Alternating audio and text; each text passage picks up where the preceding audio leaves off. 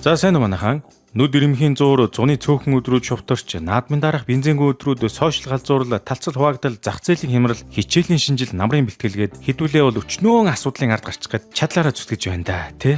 Өнөөдөр та бүхэндээ эрх мэдлийн төлөөх шунал ашиг сонирхлын зөрчил гэгцүүл айл гэр улс орныг хэрхэн дотроос нь хаглан бударгаж дайн тулаан сүрэл түрүүлдэг тухай маш тодорхой өгүүлдэг House of the Dragon зурлын 3 дугаар бүлгийг сонирхолтой бэлтлээ. Манай сувг өмнө тус зурлын 1 2 дугаар бүлгийг товчилж мөн 4-ийн онцлогоор задлан контент хүргэж ирснийг та бүхэн санаж байгаа хаа. Комментээр линкийг нь оруулнаа.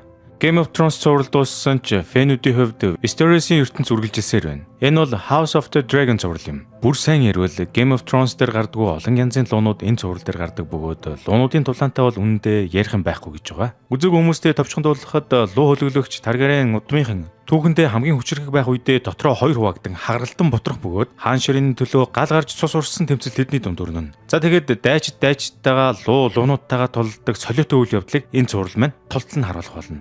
Дэлхийд даяар өдгөө 3 дугаар бүлгийн бүх анги HBO Max дээр цацагдаад дууссан бөгөөд тус зураг нь нийт 4 бүлэгтэй гэдгээ зарлаад байна. Харин та хаанаас үзэх вэ гэж бодож байвал Univision-ийн HBO Max аппликейшнээр Монгол хадмалтайгаар үзэх боломжтой байгаа шүү. Учир нь HBO Max манай монголчууд зориулаад өөрсдийн платформ дээр монгол хадмал оруулж үзэгч бидний хувьд тус зураглыг албан ёсны эрхтэй өндөр чанартайгаар үзэх боломжийг бүрдүүлсэн байна. Дэлхийн платформоос эхлээрээ кино контент үзэх чинь тэгээд бас нэг төрлийн жаргал шүү дээ. Ингээд бүгдээрээ кинонд орцгоё.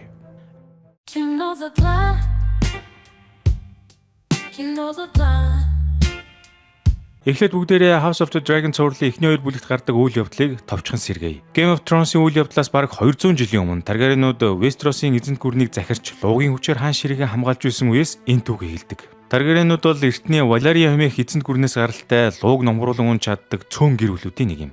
Цувралын гол дүрд болох Rhaenyra болон Alicent гэх хоёр бүсгүй бага залуу насндаа дотн найзууд байсан ч хувь тавилан тэднийг хамгийн аюултай дайснууд болгож хувиргана. Мөнгөлөг шаргал үст Targaryen-уудын хаан Viserys анхны эхнэрээсээ төрсөн охин Rhaenyra-г өөрийн залгамжлагчаар зарласан ч хожим тэрээр охиныхоо найз Alicent-тэй гэрлэж тэдний дундаас Aegon Aemon гэх хоёр хүүхэн төрдөг. Ингэснээр Alicent нэгэн цагт дотн найз байсан Rhaenyra-гийн хойд өх болж харин Aegon Aemon нар Rhaenyra охины эцэг нэгтэй дүүнэр болж байгаа юм. Ер нь бол эдгээр ингээд нэг гэр бүл гэсэн үг. Хожим нь Viserys хаан нас орсны дараа асуудлууд жинхэнэ утгаараа ар араасаа хөөрч эхэлнэ. Viserys хаан уг нь аль эрт Rhaenyra охиноо хаан ширээний залгамжлагчаар зарласан ч шинэ эхнэр Alicent нь эцэгтэйгээ нийлж хагаад өөрийн ууган хүү Aegon-ыг хаан болохоор улаарч эхэлдэг. Үүнээс улбалаад Rhaenyra-г дэмжигч харийнхлан шинэ хаант Aegon-ыг дэмжигч ногоонтнууд гэсэн хоёр тал үсэж нэг гэр бүлийн маргаан бүгд бүтэн хаан тусыг самарсан иргэний дайн болж хуурна. Энд гардаг бас нэгэн сонин үзэгдлийг дуулгахад талигч хаан Viserys уг нь Daemon гэх хэрэгтэй дүүтэй байсан ч тэр дүүн хитрхи эрх мэдэл тэмүүлсэн шуналтай нэгэн байсан учраас ахан түүнийг хаан ширээн тохирох хүн биш гэж үзээд өөрийн охин Rhaenyra-г залгамжлагчаараа сонгосон юм. Гэтэл сүүлдээ Daemon талигч ахынхаа охин Rhaenyra-тай хайрцаглалын холбоо тогтоож түүний хамгийн хүчтэй холбоотон болсноор эрх мэдлийн үзүүрээс дахин нэг удаа хатгах боломж тохионо. Ямар ч тач чихний 2 бүлгийн турш хар ногоон талынхан хаан ширээний төлөө хоорондоо алдсан тэмцэлдэж Rhaenyra бүсгүй төрсөн хүүгээ алдаж Alicent-ийн хүү Aegon хаан ширээнд суусан ч түүний дүү Aemon хүчрхэг луу Vagari-ийн ачаар эрх мэдэлтэй болж хаан ахтайгаа сөргөлдөн мөн талигч хааны амбицтэй дүү Daemon өөрийн талд цэрэг лууны хүчийг төлрүүлж эхэлдэг. Мөн сайн найзууд байсан Rhaenyra, Alicent хоёр одоо эсрэг талын удирдагчид болж тэдний хүүхдүүд хаан ширээний төлөө бие биенийхээ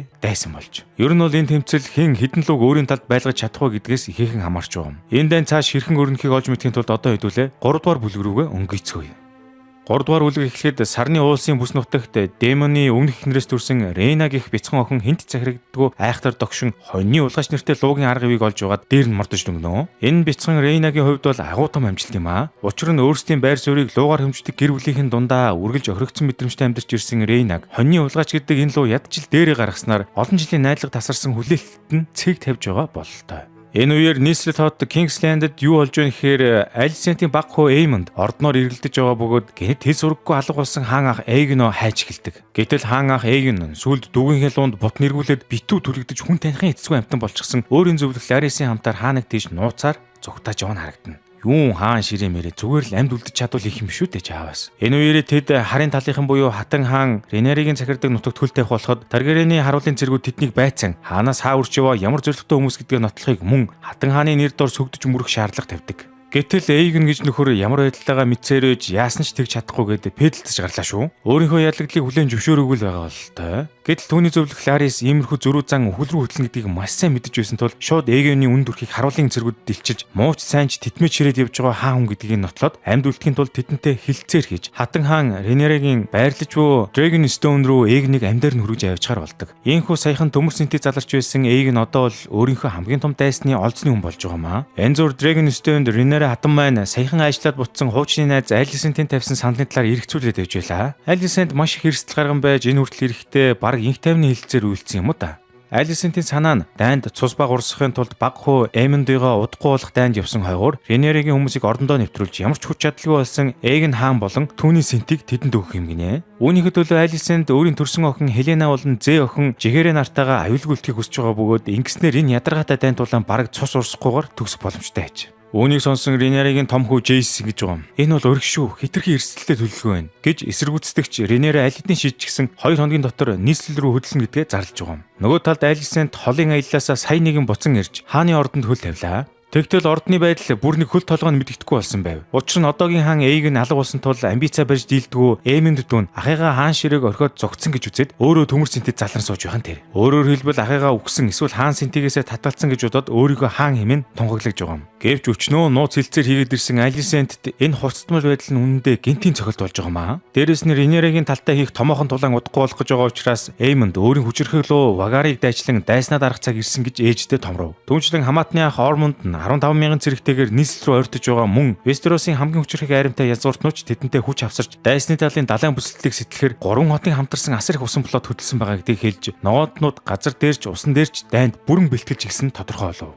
Ээж Алисентийн цус баг урсгах нууц төлөвлөгөө нь жижиг болгонтэй хөрхий. За тэгтэл Riverland гэдэг газар Дэймон болон түүний цэргүүд Ланнистерийн цэргүүдийг бод зохиж байдаг шүү. Тэдний ялалтанд улам сүр нэмэх мэт хойд нутгаас Роди тэргүүтээ өвлийн чоннуудын арим тэдэнтэй нэгтгэр хүрлцэн ирж Джейсон Ланнистер гэдэг хүний тасарсан толгойг эмнэгдлийн баталгаа болгон авчирснаар Дэймон ч одоо хамтдаа илүү олон ялалт байгуулцгаа хэмээн тэднийг баяртайгаар игнэндээ эсвэлнэ. Нэг талаараа Дэймон Ренерагийн хамгийн хүчтэй үзрүүдийн нэг боловч мөн түүний талд байгаа хамгийн тааваршгүй хүмүүсийн нэг гэдгийг мартаж болохгүй. Дараагийн хэсэгт хааны сэнтээ эргүүлээд завгүй яваа Эймондын арим нь хөдөө зэлүүж ахуй газар удирдагчаа иргэн ирэхийг хүлээж байлаа. Уг нь бол Эймонд Дэймоны аримтай эд үдэлцэж байх ёстой юм байна л да. Тэгсэн одоохондоо ажилгүй шахуу байгаа Эймондын сахилга батгүй цэргүүд нь ойр орчмын тосготын охид эмэгтэйчүүдийг төв ээж ард ирээдийг нь айлган сүрдүүлээд байсан тул ахлагч Гвен цэргүүдийг араатан болж өгнө гэд их л шүүмжлэлтэй хандж байв. Нэр энэ Гвенийг Алисентийн төрсөн ах гэдгийг мэдэх нь мэдвүзээ. Нөгөө талд Ренерагийн ашиглаж болох бас нэгэн хүч бий болсон нь луу унаж чадсан эгэл жирийн хүмүүс буюу луугийн үрс юм. Гэтэл тэдгээр луугийн үрс болох Адам, Хью, Ольфнар Эймондыг ангуучлах даалгавар аван аянд мордох ба сүүлдээ бүр төвчээр нь алдагдаж амнаасаа дэнчин тавин байж ингээдлээ зүтгэчгээд хатан хаанаас юу н ямар шагнал хүртэх болж байна гэдэргээд бухимдаад байгаа болтой. Гиснээс цуурлын ихэнд хоньны улгааш нэртэй догшин луун дээр мордож чадсан бяцхан охин Рейна маань нөгөө лууга ягч сайн сургаж чадалгүй алдчих болтой юм баа бас. Энийг нэг луутай болгочих юмсан да хэдүүлээ. За хааны ордонд Алисент хамаг төлөвлөгөө нь оронгоор иргсэн тул хүч тэнцвэргүй шахуу дайнд орох гэж боо зэргүүдтэй санаа зовж Эймондыг удахгүй тэдний араас очихуулна гэсэн илгээмж хүргэлдэг. Энэ хооронд хатан хаан Ренера нийслэл рүү товтлогуулсантай холбоотойгоор нийслэлтэй хамгийн ойр үүдэг Driftmark Арлын эзэн Corlys Ренерагийн хүсэлтээр хөлөг онгоцуудаа бэлтгэж усан зэргийн хүчээ нэмэгдүүлж эхэлжээ. Corlys ноёнтон энэ талаар өөрийн ботч хөө айлында тайлбарлаж мөн олон жилийн турш шилж чадаагүй нэгэн зүйлийн талаар ам нэв. Учир нь Corlys ноёнтон Айлин болон Адам гэдэг ах トゥ хоёрыг өөрийн хөвгүүд хэмээн ил тод хүлээн зөвшөөрч чаддгүй өдийг хүрсэн бөгөөд эцэст нь уучлалт гуйж цаашдаа тэдэнд илүү сайн хандхаа амлана. Ингээд эцэг хүү хоёрын харилцаа овоо сайжирч эхлэхэндээ гэж бодож байтал гэнэт төгшүүрийн тохиод уурж тэдний өдөөс 3 хотын хамтарсан асар том усан плот гарч ирхэн тэрэ. Улмаар Corlys ноёнтон хандыг авч Dragon Stone руу илчилгэн хатан хаан Ренерагаас лууны тусламж хүсгэр болдог. 3 хотын хамтарсан усан флотыг лохоор хэмээх эмэгтэй адмирал удирдах байгаа бөгөөд түүнтэй хамт Ланнистерийн талын Тайланд Ланнистер хэмээх удирдагч мөн явж байлаа. Лохорын зорилго нь ердөө Арлын ноёнтон Corlys-ийн бүсэлтийг сэтлэх төдий ус. Харин Corlys-ийг өөрийг нь зүйл дуусгах атгах санаа агуулж байгаа юмсан ч.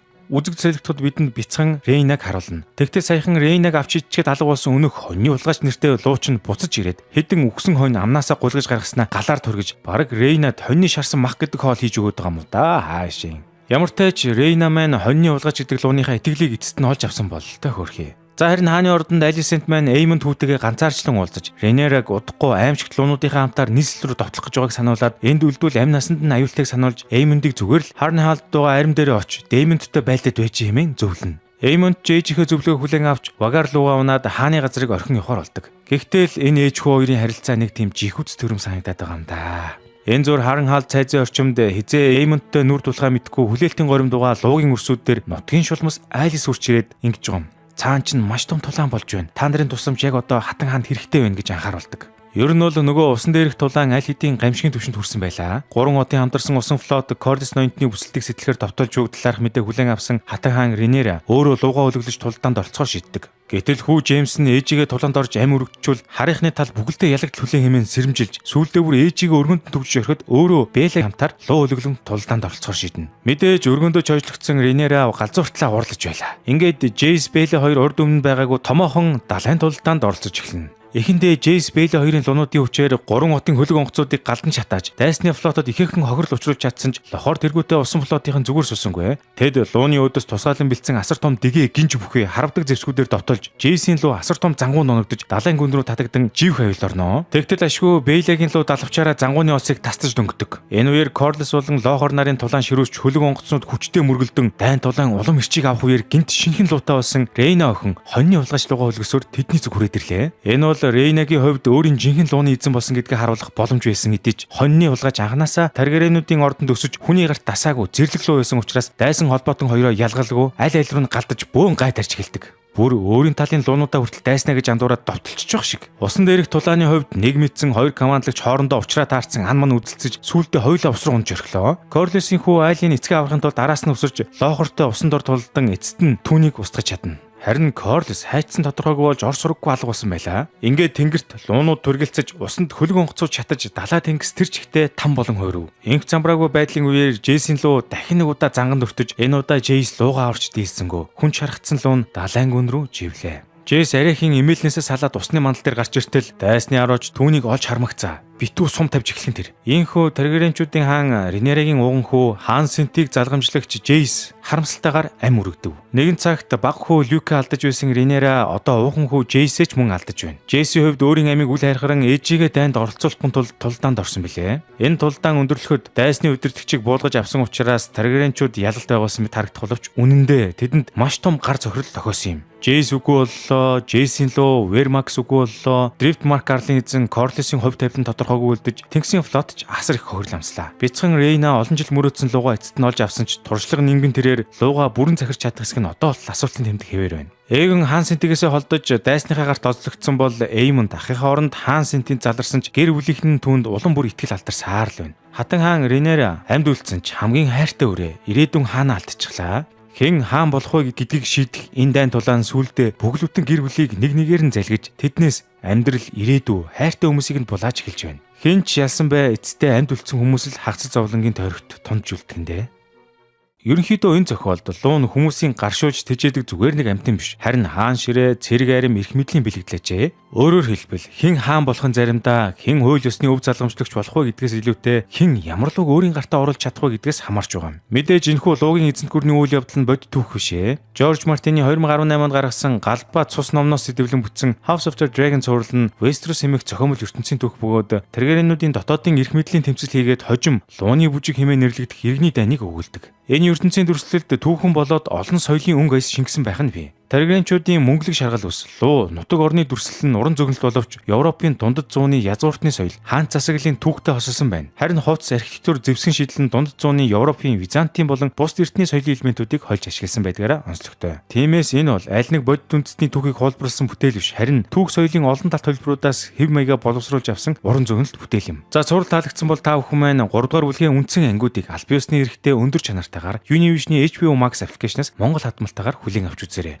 Дэлхийн платформоос их хэл дээрээ кино контентоо үзцгээе. Энэ өөрөө дүн дэмжлэг байна, өндөрлж байна. Дараагийн дугаар тунгахгүй шүү, хүлээж аваарай.